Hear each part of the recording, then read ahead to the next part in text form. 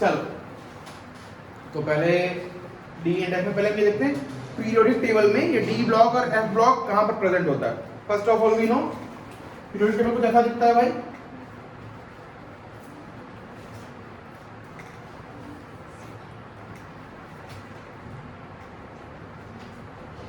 और फिर यहाँ पर दो लैंथेनाइट एंड एफिनाइट,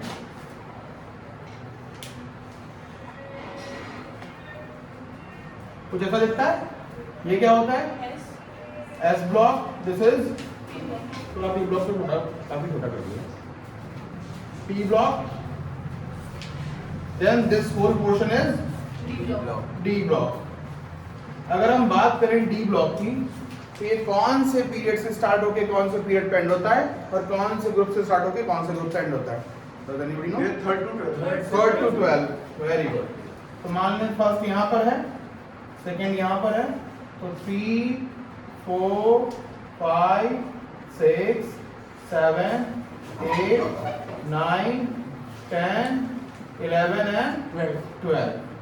और 12 के बाद अभी और कितने क्वेश्चंस आएंगे पी ब्लॉक में, 13, 14, 15, 16, 17 and 18. Last one is 18 group, which is also known as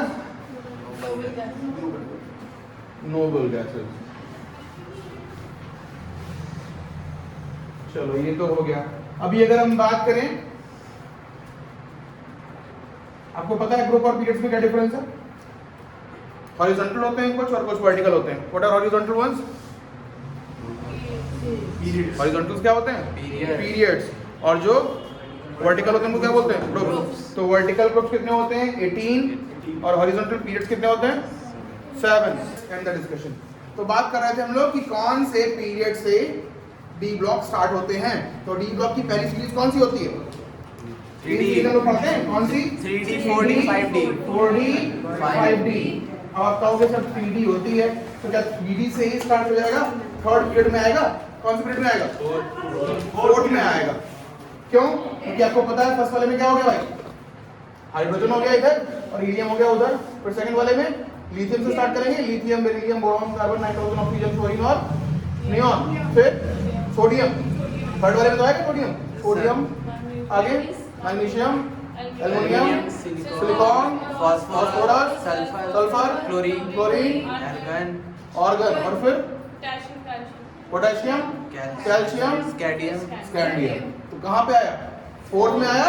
लेकिन इसको 3D सीरीज क्यों बोलते हैं? Now this is a very important question. Why the third transition series is known as 3D series? Why?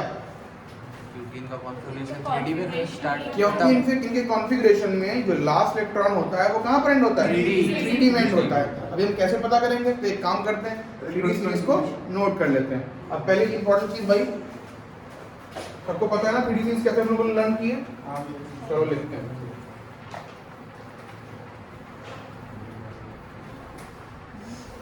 Three D series को जरा लिखते हैं।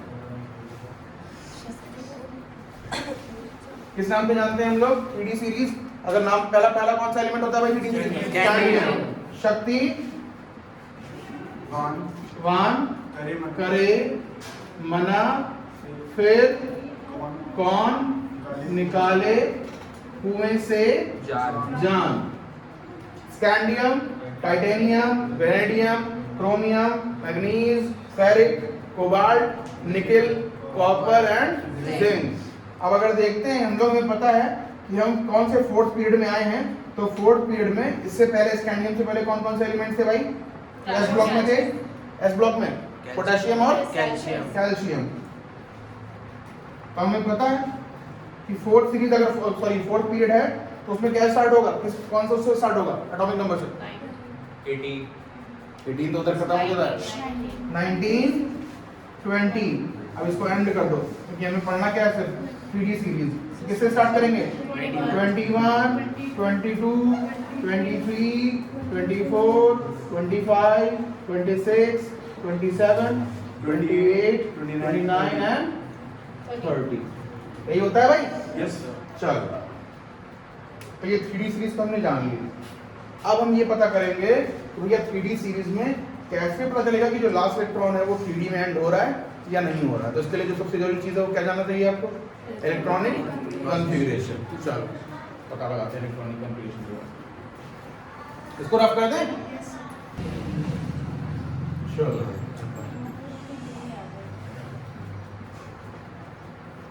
Electronic configuration. अब हम सबको पता है कि इलेक्ट्रॉनिक कॉन्फ़िगरेशन फाइंड आउट करने का सिर्फ और सिर्फ एक ही रूल होता है। कौन सा रूल है वो? Aufbau's principle. Very good, Aufbau's principle. क्या होता है ऑफ बाउस प्रिंसिपल? तो बताएगा? कितने लोगों को ऑफ बाउस प्रिंसिपल आता है भाई? Raise your hand. आता है। 1 2 3 4 खरबूजे को मैंने टेस्ट कॉपी के पीछे भी लिख के रखा है। हैं? टेस्ट कॉपी पीछे पहली बार ही लिख लिया था जिसमें याद रहे। तुम्हें नहीं पता? हाँ पटक देंगे उठा के भी। बहुत इजी है। हाँ तो फिर रेज़ योर हैंड। पता है कि नहीं ऑफ बाउस प्रिंसिपल? हाँ नीरज बता रहे हैं। क्या नाम है? नितिन। यार तुमको नीरज बोलने लगे। हाँ भाई 1s 2s 3s। Very good. Shubham को आता है। शुभम को आता है। Very good Shubham, very good. आता है? चलो बुला ले बोर्ड पे किसी को। बुला ले बोर्ड पे। नहीं अभी पढ़ाएगा। नहीं हम ही पढ़ा। चलो चलो बहुत जरा आप प्रिंसिपल के बारे में जरा पता कर लिया जाए।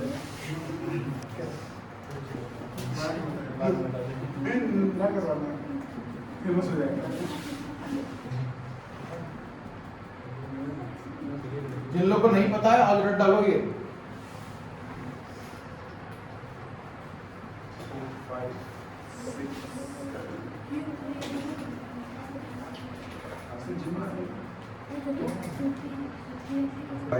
अब सबसे इंपॉर्टेंट चीज ये है कि आपको ये भी पता होना चाहिए कि S block, P block, D block और एफ ब्लॉक में मैक्सिमम नंबर ऑफ इलेक्ट्रॉन्स कितने पॉसिबल हैं। तो जरा एक चीज ये भी लिख लो।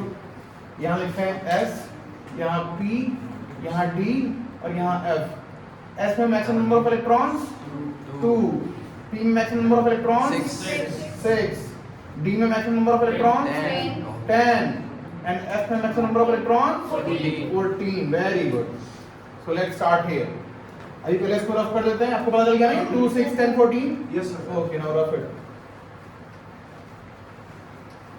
आप देखते हैं कि इलेक्ट्रॉनिक कॉन्फ़िगरेशन कैसे स्टार्ट होता है और किस तरफ चलता है।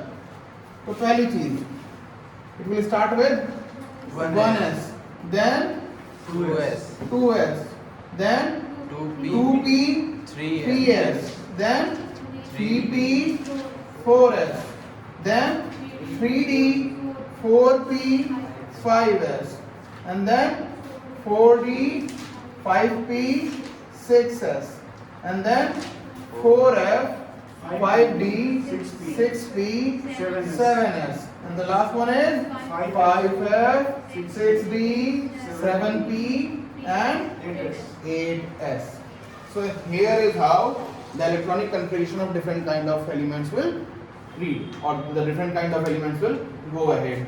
So 1s में maximum electron 2, so it will go 1s2, 2s2, 2p6, 3s2, 3p6, 4s2, 3d10, 4p6, 5s2, 4d10, 5p6, 6s2, then 4f14, 5d 10, 6p6, 7s2, then 5f14, 6d10, 7p6 and 8s2.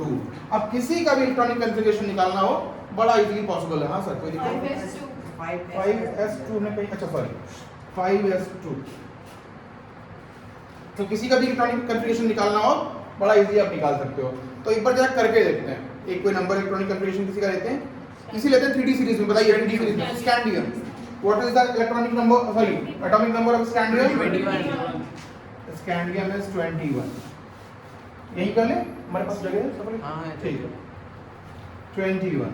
So now as we all know that if the atomic number is 21 then it will contain 21 electrons also, right or not? Yes, sir. Okay, so here it starts 1s 2, 2s 2, 2p6 3s 2 3p 6 3d 1 3d नहीं 1 को क्या अब यहाँ कैसे लिखते हैं? एक काम कर सकते हैं आप यहाँ पर जरा देखिए फिर से इसको आकर के 1s2 2s2 2p6 3s2 3p6 4s2 तो पहले 4s ले आते हैं उसके बाद फिर 3 लाते हैं right 1s2 2s2 2p6 3s2 3p6 फिर 4s2 कितने इलेक्ट्रॉन बचे अभी 6 4 10 10 2 12 12 6 18 और 2 20 प्लस 1 21 एक बार फिर से लिखो इसको 3d1 कौन में आया? तो स्कैंडियम का लास्ट इलेक्ट्रॉन कहाँ एग्जिबिट कर रहा है? D 3d सीरीज में that is why it is known as 3d series clear निकलने दो पहले इसको नई नई चीजें आती हैं अभी वाला आएगा कबाड़ी वाला आएगा कबाड़ ले लो ओके तो एक चीज जान लीजिए इसका जो जनरल इलेक्ट्रॉनिक कॉन्फ़िगरेशन होता है वो कैसे काम करता है अभी देखना आपने देख लिया तो जनरल इलेक्ट्रॉनिक कॉन्फ़िगरेशन जो काम करेगा it will go like n-1 d1 to 10 और ns1 to 2 ये कैसे लिखा मैंने n-1 d1 to 10 ns1 to अरे यार ये इसको सिटी बंद करवा दे नहीं बेटा यार फिर से कर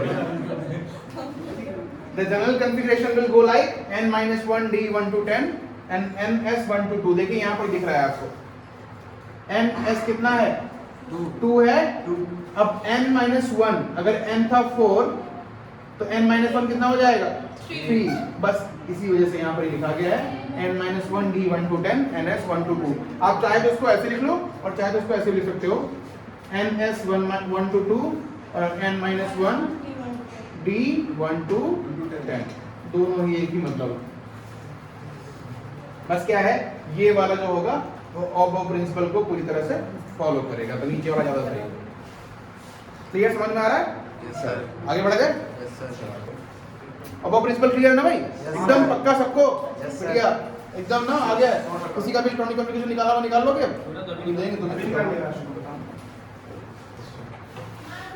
चलो फिर से लिखते 3D सीरीज एक बार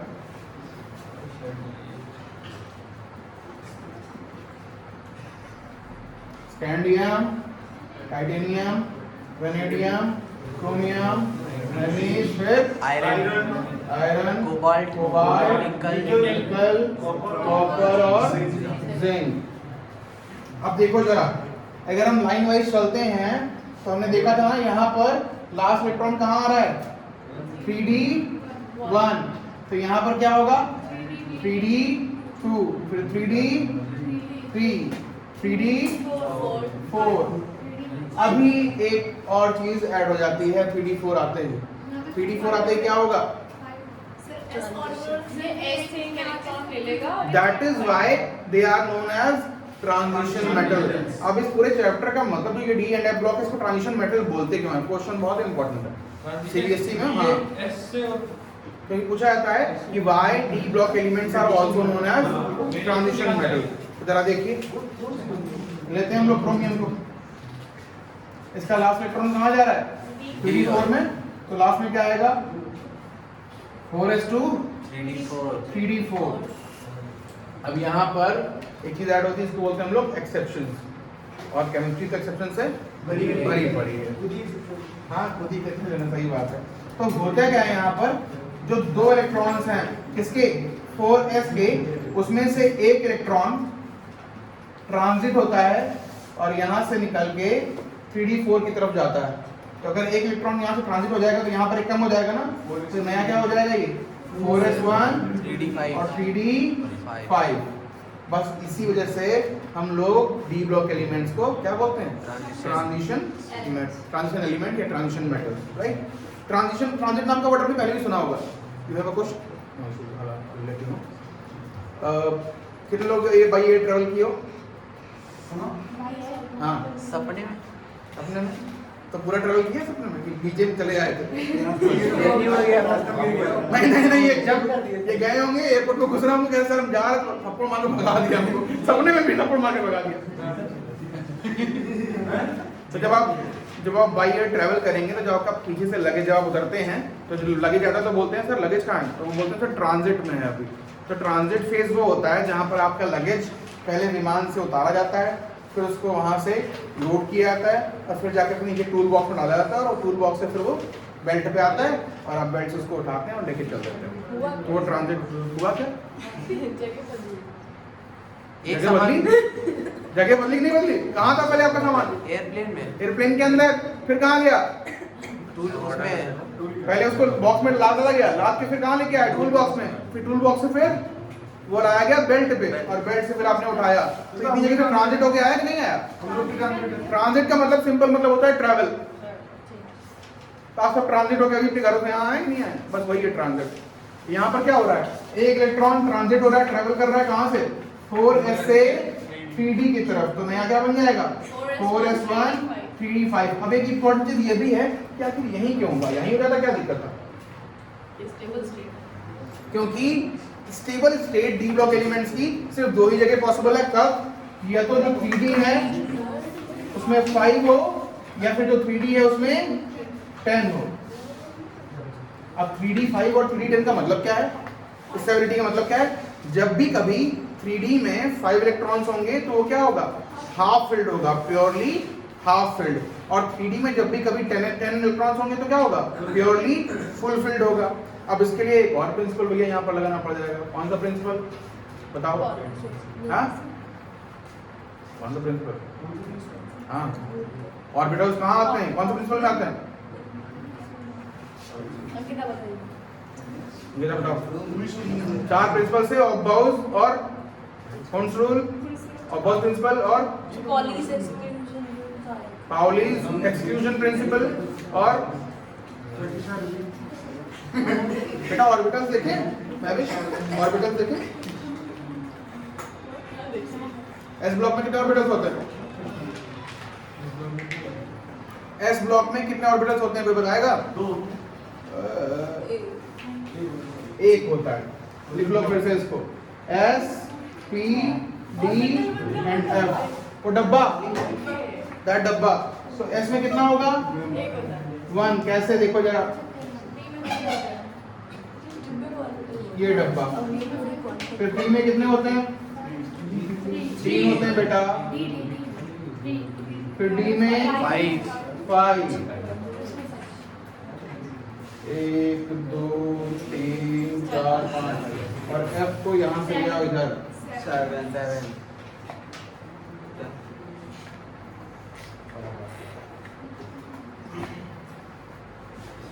1 2 3 4 5 6 और 1 7। अब बहुत सिंपल सा पर्पस है कि ये 1 क्यों है, ये 3 क्यों है, ये 5 क्यों है, ये 7 क्यों है। भाई आपके घर में कितने कमरे होंगे ये इस पे डिपेंड करता है कि आपके यहाँ लोग कितने रहते हैं। ये तो है। तो एस को पता है ना आपके पास, आपको पता है कि एस ब्लॉक में मैक्सिमम कितने नंबर ऑफ इलेक्ट्रॉन्स पॉसिबल है? 2। तो एक ऑर्बिटल में मैक्सिमम 2 ही रह सकते हैं, तो इसीलिए इसको सिर्फ एक की जरूरत है। तो एक ये फेल हो गया। अब अगर देखा जाए एस ब्लॉक तो ये स्टेबल होगा या नहीं होगा? ये हर तरह से स्टेबल है। 1 इलेक्ट्रॉन होगा तो भी और 2 होगा तो भी, क्योंकि 2 ही तरह से पॉसिबल है स्टेबिलिटी। ये तो हाफ फील्ड, ये तो फुल फील्ड। हाफ फील्ड में सिर्फ 1 इलेक्ट्रॉन चाहिए इसको और फुल फील्ड में 2 इलेक्ट्रॉन। अब बात करें अगर पी ब्लॉक की, तो इनकी स्टेबिलिटी कैसे पॉसिबल होगी? या तो इनके पास 3 इलेक्ट्रॉन हो और या फिर 6 इलेक्ट्रॉन हो। बस यहाँ इसको इतना समझ लीजिए। फिर डी ब्लॉक की, इसके बारे में हमको इंपॉर्टेंट बात करनी है। तो डी ब्लॉक में अगर हम देखें इस वाले को, देखो जरा 4s2 3d4, इसमें क्या होगा? देखो जरा, ऐसे तो फिल होंगे 1 2 3 4। अब क्या ये स्टेबल होगा? नहीं होगा। क्यों? क्योंकि ना तो ये हाफ फील्ड है और ना तो फुल फील्ड है। और स्टेबिलिटी सिर्फ 2 ही जगह पॉसिबल है, या तो हाफ फील्ड पे या तो फुल फील्ड पे। इसी वजह से ये क्या करता है? एक इलेक्ट्रॉन 4s से ट्रांजिट होता है और यहाँ आ जाता है और यही इलेक्ट्रॉन कहाँ चला जाएगा? हाँ सर, ऐसा वाले से रफ कर दें। हाँ सही है। अरे तो अभी कहाँ, वो तो बीच में पी है, वो समझा रहे थे अभी हम खाली। अभी हम खाली ये दिखा रहे हैं कि कैसे जो है वो उनकी जो स्टेबिलिटी है वो पॉसिबल है। तो 1 2 3 4 5 इलेक्ट्रॉन्स हो गए। अब क्या हो गया, ये स्टेबल हो गया या नहीं हो गया? अब मुझे क्वेश्चन ये बताइए, ये तो एक क्रोमियम हो गया, ठीक, स्टेबल होगा। एक क्या हो गया, स्टेबल होगा। इसके अलावा सबसे स्टेबल कौन सा होगा? कॉपर भी और जिंक भी। ये कॉपर के पास कितना होता है 3d9 और जिंक के पास ऑलरेडी होता है 3d10, तो 3d9 होगा, वो 4s से एक इलेक्ट्रॉन लेकर 3d10 बना ही लेगा। ठीक, कंफर्म। चलो आगे लिखते हैं। तो ये हो गया भाई 3d5, इस 3d4 को आप लिख लेना ऐसे 4s1 3d5, फिर 3d5 के बाद 3d6, फिर 3d7, 3d8 और 3d9। अब यहाँ पर भी एक प्रॉब्लम आएगी, तो 3d9 में क्या होगा 4s1 3d10 और फिर 3d10। कंफर्म? लिखना तो नहीं किसी को? फटाफट लिख लो जल्दी जल्दी।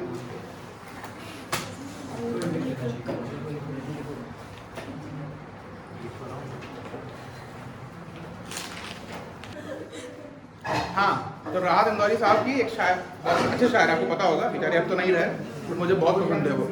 तो राहत इंदौरी साहब का एक शेर है कि फैसला कुछ भी हो, फैसला कुछ भी हो, मंजूर होना चाहिए, और इश्क हो या जंग हो, भरपूर होना चाहिए। बढ़ गया।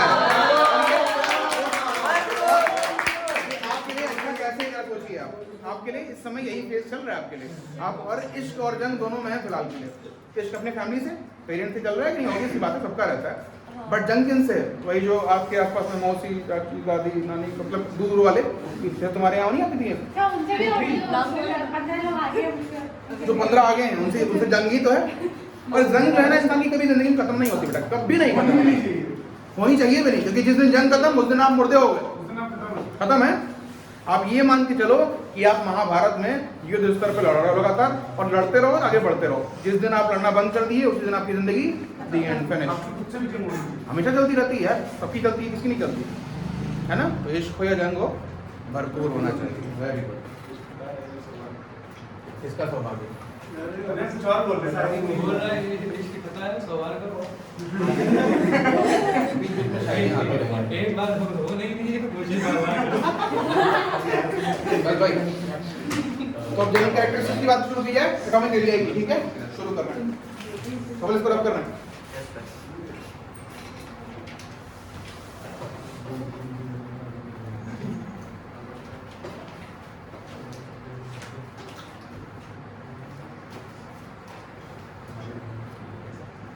ट्रेंड ऑफ एटॉमिक रेडिया है।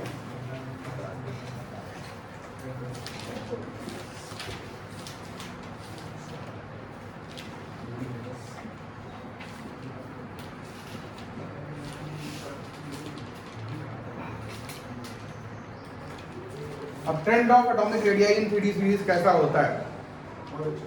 बहुत अच्छा। कहाँ है, कहाँ? यही है, नहीं यहीं तो हो ही नहीं, तुम मानेंगे ही नहीं। मैं पूछ रहा हूँ ट्रेंड कैसा होता है, किसी का बहुत अच्छा होता है।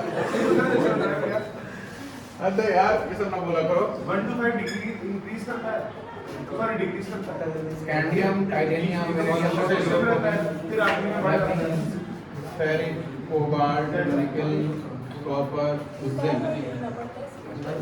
अब स्कैंडियम से अगर शुरू करेंगे हम लोग एटॉमिक रेडिया निकालना, तो फ्रॉम स्कैंडियम, अच्छा चलो पहले जनरल, बाकी जगह क्या होता है।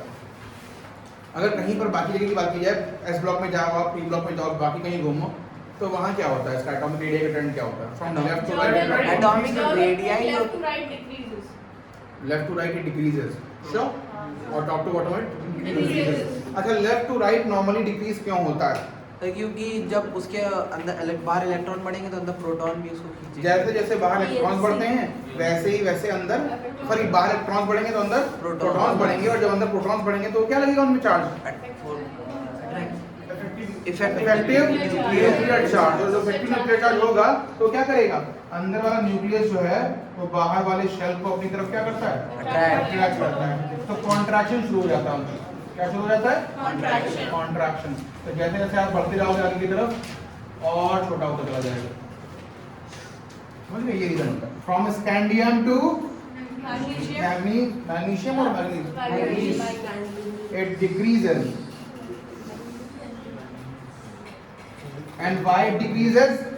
क्योंकि इफेक्टिव न्यूक्लियर चार्ज डोमिनेट किसको? Shielding effect. अभी इसके बारे में पहले ही कर लेंगे, तो लोग डिस्कस कर लेंगे कि इफेक्टिव न्यूक्लियर चार्ज और शील्डिंग इफेक्ट क्या होता है। बस scandium to manganese it decreases because effective nuclear charge जो है वो शील्डिंग इफेक्ट से ज्यादा होता है। फिर फेरिक, कोबाल्ट एंड निकल ऑलमोस्ट सेम, क्योंकि यहाँ पर ENC यानी कि इफेक्टिव न्यूक्लियर चार्ज और शील्डिंग इफेक्ट दोनों क्या होते हैं? इक्वल होते हैं। और कॉपर और जिंक में फिर से क्या होगा? इंक्रीजेस। यहाँ पे शील्डिंग इफेक्ट यहाँ पर शील्डिंग इफेक्ट डोमिनेट करता है किससे? इफेक्टिव न्यूक्लियर चार्ज से। Very good. मेरे से आप अभी लिखवा लो कहीं पे, इससे एक क्वेश्चन फिक्स है जो CBSE में आएगा ही आएगा। और सबसे ज्यादा चांसेस पता है किसके? CBSE जो बार बार कॉपी करके देता है तो यही रहता है, why the atomic radii of ferric, cobalt, निकल इज ऑलमोस्ट सेम। हर बार यही क्वेश्चन आता है, बट आपको पता पूरा होना चाहिए। तो आप वहां पर सिर्फ ये लिखोगे that because effective nuclear charge is equals to shielding effect in all three of these, that is why the atomic radii of these three elements is almost same. बस हो गया, क्लियर? बेटा समझ में आया यहाँ तक? कोई दिक्कत? किसी को कुछ पूछना है भी यहाँ तक? बेझिझक पूछ लो। वैसे तो जो पुराने पढ़ रहे हैं उनको तो पता ही होगा, कोई दिक्कत नहीं। तो सिर्फ आपका इसी बहाने रिवीजन हो रहा है, बढ़िया सा। ओके, अब ये एटॉमिक रेडियाई का ट्रेंड हो गया। और याद रखिए कि एटॉमिक रेडियाई और आयनिक रेडियाई दोनों का ट्रेंड हमेशा सेम ही होता है।